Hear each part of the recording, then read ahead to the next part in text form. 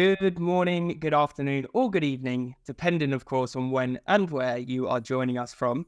This is the EPN podcast, a podcast that's been designed to demystify the sales profession and hopefully remove some of the stigma that is associated with it. Now, in order to do this, we're looking to speak to various sales leaders, salespeople, who'll talk a little bit more about their journey through sales, hopefully lifting the curtain and sharing tips, tricks, and insight throughout.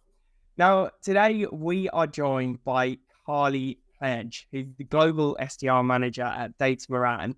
And she's also won Sales Leader of the Year 2024, am I right in saying? 2023 from CapChase, and was also included in the DemandBase Top 60 SDR Leaders for 2023. So we are in the presence of royalty here.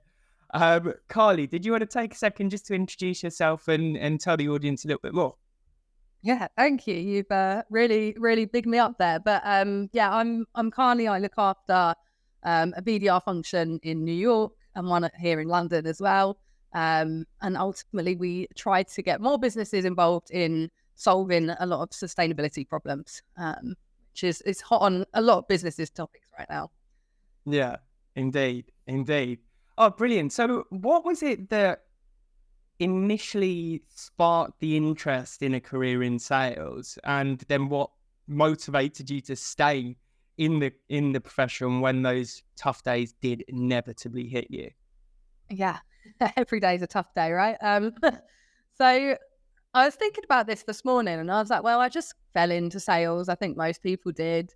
But then I was like, well, no, you didn't, because at school I was that kid that had a backpack full of sweets and cigarettes, don't tell the teachers, and things to sell to my peers there. I worked from primary school age at my dad ran a football club of loads of youth football teams. So he had a little tuck shop there. There'd be like barbecues at the tournament and things to try and raise money. And it was me that was kind of front and center of that and trying to pull people in. So I think that the kind of, without knowing that was sales, I think it all started from there, and quickly kind of realized that the more you help people, the more you make people laugh, the more you can build those relationships, the more rewards you get. And in the early days, my rewards were sweets, and I'd probably still take that now, to be fair. But obviously, as you get older and you have to do all the fun stuff like paying for bills, it made sense to follow it as a career. Love that. Any particular sweet that's your favourite? I'm a big Skittles girl, so I think that's probably my number one. Normal or sour? I could go for either. It depends on my mood, I guess. Yeah, indeed. For me, it's squashies. Have you seen hold a place in my heart? But as you said, I don't think I'd have much luck trying to pay my water bill with them. So nice. So as you mentioned, it does feel like at the minute, particularly, that every day in sales is a tough one. It's a very challenging profession, highly rewarding one equally. But what were some of those challenges that you faced early on in your career, and how did you overcome them? Question. So I think I never suffered from a lack of confidence, and I think that in my early days that probably went too far the other way. I was more confident than my ability, and I think initially as well it was quite difficult having negative feedback, or constructive feedback as we call it, but having that feedback which is, you're not actually doing this that well, or this part of your call didn't really go to plan, and being able to kind of reflect at such an early age. I think I started when I was 16, 17. So it's a life skill that, sometimes even now is hard to kind of really truly self-reflect and say, okay, hands up, I've dropped the ball there, or I could have done this better. So I think that was probably the most challenging thing is really humbling myself and learning to listen a lot more. And I think although the challenges slightly vary over the years, nothing in sales is new, right? It's fundamentally building relationships, asking the right questions, uncovering how you can fit together with them if you're trying to sell them a product or service. And it's really actively listening and having that empathy and EQ. So those skills can all be developed throughout your lifetime. And I think that's probably was the hardest part for me at a younger age, of not realizing just how vast that kind of development can be, and how much you can really run with that for the rest of your life ultimately. Yeah, definitely. I think there's a fine line between being self-aware and becoming self-conscious, and trying to stay on the right side of that line is really crucial. I know that AQ is something that you introduced me to, actually definitely help you to sort of stay on the right side of that line, bounce back, and really take that feedback as for what it is, constructive feedback, right? Absolutely. And I think it's natural for most, if not all, top performers to be really passionate about what they're doing. And naturally with that passion then can come, that's, like, you're hurting my baby. Like, that's something I've worked really hard on. And that kind of area of defensiveness can come in quite easily. So I think that's been a really, not only just for sales in my career, but generally in life and relationships and, my family and friends and everything. It impacts everything. The better you can kind of hone up your sales skills, the better impact the rest of your life has as well. Yeah, definitely. Now, sales, as I said, highly rewarding, but also highly challenging. I think partly because we are the front line for any business. So what typically happens is, if there's a change in the market or a shift in buyer behaviors, we're the first to know about it, right? So have you got any best practices that you try and follow, and that you try and instill in your team to ensure that they can stay adaptable and consistently strive for success throughout those really challenging periods? So I think it's the self-reflection piece. I think we're fortunate in sales is that there's a lot of data surrounding us in most of our teams. So you can quite easily track, how many calls it takes you to book a meeting, or, in an average one deal, when you do your deal reviews, how many touch points did that take? So you can kind of contextualize a lot of it and say, okay, well, if this particular channel isn't, so email has been the big thing this year. Haven't seen a huge drop off from my team compared to what it was before. LinkedIn tells you it's a huge problem. But I think that's actually a big part of it, is don't just listen to whatever LinkedIn scaremongering you into thinking, but actually use your internal data, use your information, use your internal team. And I think the sales process, while it evolves, is still fundamentally always the same. And it is that people-to-people connection. It's why I've never been worried AI's taking our jobs. I don't think you can replace human interaction with any kind of tool.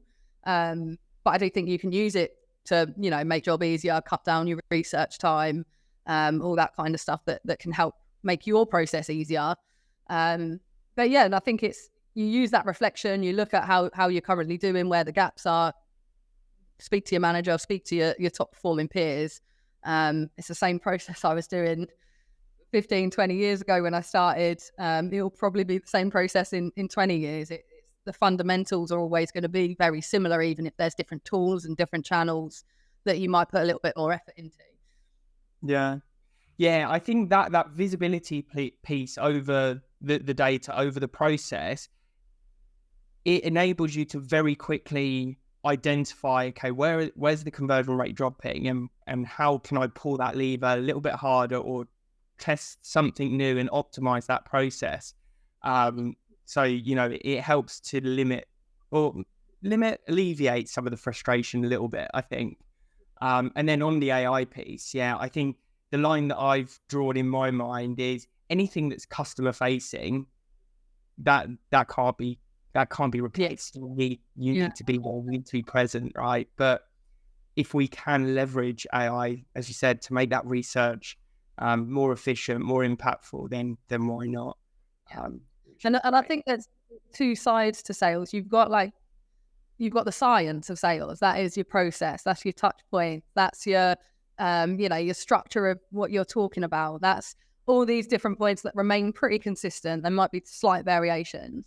Then there's the art of sales. So that is the part that you can be really creative in. Like you can, test well, it depends on who your manager is, but you can really test out messaging. You can test out channels. You can test out, sending videos or gifts or, get to a certain event or webinar or something like that. So there's a lot of room in the art side to test around and really have your kind of creative stamp on how you run it. But the process side, regardless of whether you're, in this company or a different company, it's going to be very similar.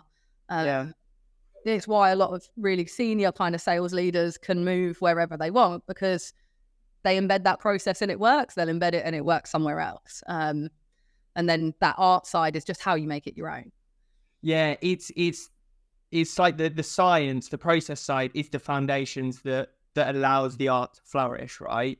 Because without that sort of process, if you are testing, you don't necessarily know whether it's down to that test or whether it's just an anomaly almost. So yeah, I love that. Nice. So as a female leader in a traditionally male dominated field, have there been any unique challenges that you faced?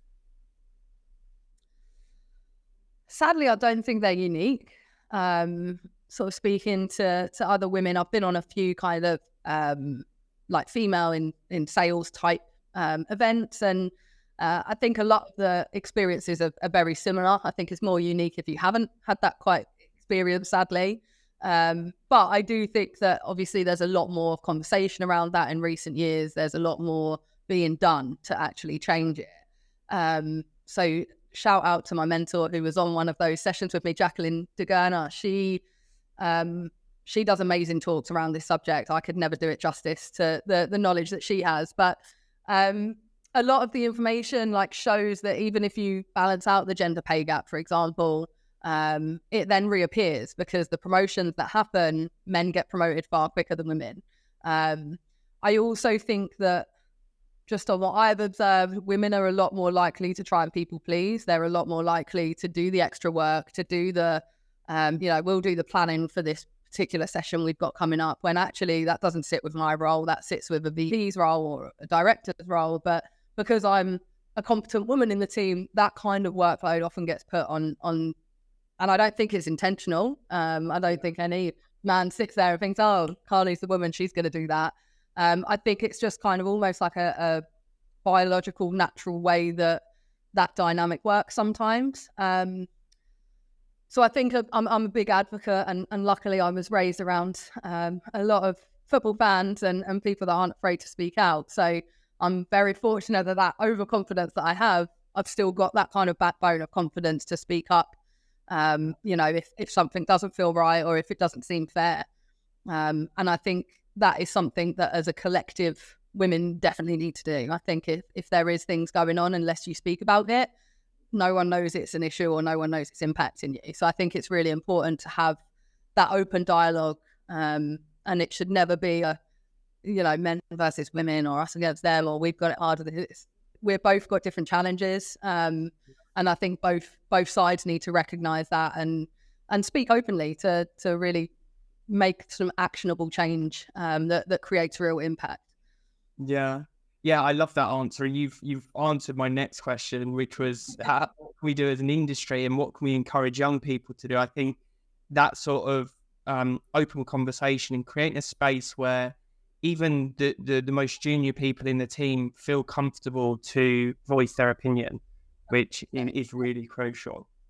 And I've definitely noticed, I think, as much as I hate making kind of generalizations about certain brackets of people, when you look at kind of Gen Zs, they're not going to be working generally the hours that millennials and above will work in. They have their boundaries and they're quite competent on the most part for expressing that and saying no, we're not going to be taken advantage of. So hats off to that generation coming up, because I think they do have that backbone to say no, actually this isn't right and I'm not going to sit and take it.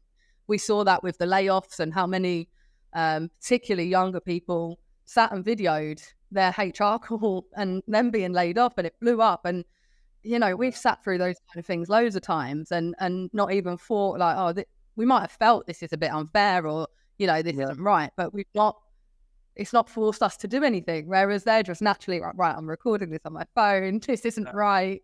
I'm sharing it out. I don't care about loyalty. And I think that really inspires me that there's some really strong collective group kind of thought behind that is not going to talk, some of the worst things we've seen in sales environments in days gone.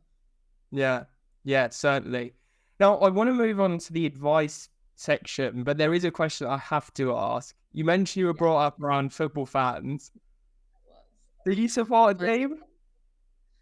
I'm forced into supporting a team. Yeah, but I can tell you the offside rule, I'm not a football fan. I was thrown into it so much as a kid that I'd be happy if I never saw a football match again.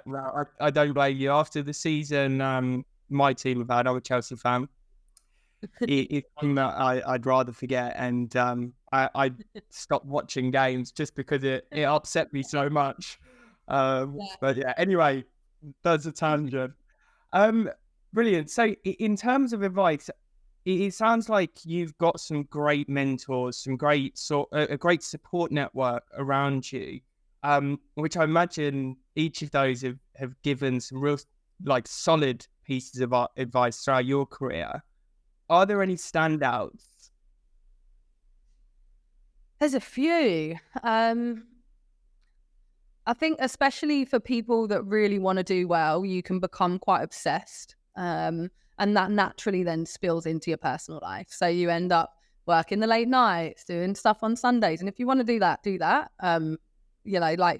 Different stages of your career, you'll have different priorities. But I think one of the things that I think there's two things that I kind of repeat to myself fairly often. One is the 5x5 rule. And that is, if it's not going to matter in 5 years, don't let yourself stress it for more than 5 minutes. So I've got a little Post-it note on my office wall that literally says 5x5. And that can just help rationalize and be like, okay, this isn't that serious. It might feel like it when you've worked really hard on a deal and then it's not come in, or your manager's giving you a hard time, or someone on the team hasn't been great with you. It can really feel, huge. And the reality is it's not that big. So yeah, and I think on second to that, I think it's really important to have boundaries and have your kind of space where you can just switch off from work when you go on holiday, like we were discussing just before we came into this. Have that time away, have it away from work, away from what you're thinking. And it's very rare now that you're going to stay in the same company for your entire career, right? So you need to make sure that you're not running yourself into the ground of burnout. And that's something I see a lot of salespeople, especially at risk of doing, because you're always on to that next goal. You got 100% last quarter, you want 120 this quarter, you want 150 next quarter.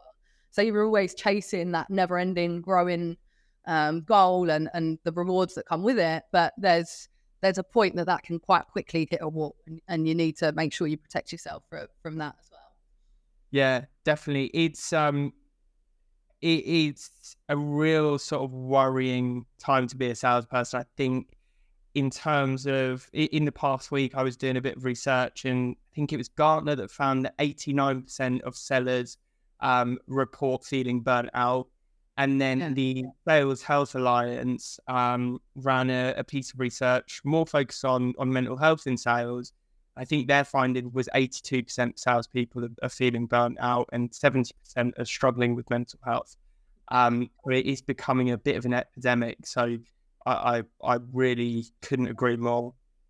Yeah, it's so worrying, the pressure. And there's not always great support internally, right?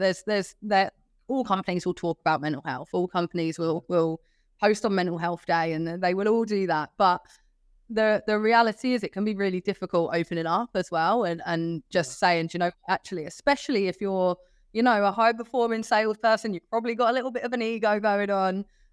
It can be really hard to put your hand up and say, actually, I need help. But But I think that's one advice that I'd probably give everyone is invest in your support network, not friends or family. They don't understand the pressures of the job necessarily.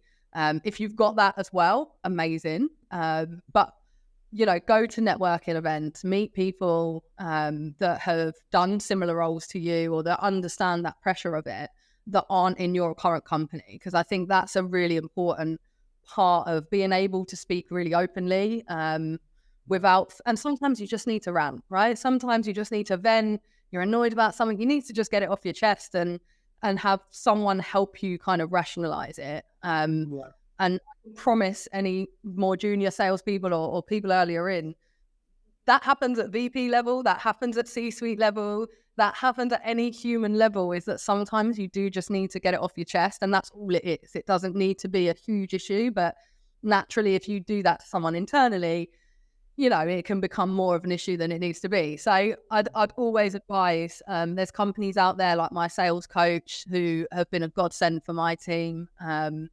There's genuinely just network it. And I got Jacqueline DeGurner from just sliding into her DMs. And for anyone that's got her on a LinkedIn, she's got like 30 years experience. She's been incredible. I've got other people that I've met just through networking events that do a similar role to me. And we can just bounce off each other. So a problem shared is a problem halved. So I'd say keep that in your mind and don't try and bottle it all in and be a superhero. Yeah, definitely. Now, you touched on my sales coach, and I know in conversations that we've had previously, you've spoken about the value of coaching and just conversation about a particular challenge. Is that your preferred method of sort of personal professional development? Are there any other pieces of that puzzle for you? So yeah, I think my learning style is very much like conversational. I don't know, I can't remember what bracket that fits into. But I love having conversations with people. That's something that really works for me. That being said, I went through a massive stage of like YouTube videos and joining these American like hype events is what I'd call them. I don't even know what they were for, but they were about kind of, your mindset. I've also joined a breathwork group with a group of women over in India that we will occasionally meet up and have like online meditations. And I'd say that's the key thing, is just really test out, like just put yourself out your comfort zone, speak to people you wouldn't ordinarily speak to, go to events you wouldn't normally go to, books as well. Like there's tons of self-development books I've read over the years. So that can always be really helpful. So it depends on how you digest information and what really works for you. But whatever avenue it is, there's tons out there that you can explore. And I've probably not even scratched the surface of what I've looked into and what I've done. But just let yourself go out there and explore. And I think the more curious you are in life, the better you're going to be in sales anyway. Because the more curious you are in life, the more curious you are in sales. That curiosity is what gets you better discovery calls. It's what gets you deeper into the pain level of your prospect. It's what gets you more information from your management or internal teams as well that can help you kind of strategize how you want to move up the ladder. So that's something I'd really encourage. Just get out there. And even if your learning is just explore the world, like you don't have to have it as, I'm going to read this self-development book, I'm going to do this event, I'm going to get this mentor and speak to them every week. Like it doesn't need to be that structured. You could just go, right, I'm going to explore 5 countries this year. And at those countries, I'm going to make sure I have authentic experiences and I learn about other viewpoints. And that also translates. Like everything's I always say to my team, I'm like, every day's a school day, because we just learn all the time. And if you keep that hunger for learning, you can't have an unsuccessful career. You just is like the driving force that I see behind the most top performers I've met in my career, is that they just want to always learn more and understand more about people, about the world, about the product, about anything. So keeping that kind of real curious engine flowing, I think is really important. Yeah, I love that. I love that. My next question was going to be, what would be the piece of advice that you'd share with anyone that was listening, considering a career or just started their career? But I think you've just summarized it really nicely there with that hunger for continuous learning. And I think the other thing I'd add, just thinking back to me when I started out, I'm quite a working class girl. I don't speak the Queen's English. I speak quite fast naturally. These were all things that I really beat myself up about, and I tried to change. And I think there's a very fine line between self-development and trying to change who you are. Be who you are naturally. People buy from people that are authentic, that they like. People like people from all different walks of life when they're from all different walks of life. Like, you don't have to be an upper class person to like an upper class person. So I think the key thing is absolutely always be developing yourself and improving yourself and trying to be a better version of you than you have been yesterday. But don't fundamentally change who you are. Don't think you can't be fun in corporate. You can. I've spent my whole career being fun. Don't think you have to, speak the best English, or you have to have a degree, or you have to have done this, or you have to have done that. Don't put those limitations on yourself. Just accept, do you know what? This is who I am. If I want to improve this part of myself, I will, but I'm also not going to completely change who I am to be successful in sales. And you don't need to at all. There's tons of examples of that out in the industry. Carly, that has been a brilliant session. Thank you so much for joining me today. If anyone did want to reach out, is LinkedIn the best place? Yeah, absolutely. Perfect. And what I will do, I will include the link to your profile when I do post this. Brilliant. Carly, thanks again. And to everyone listening, until next time. So thanks, Jordan.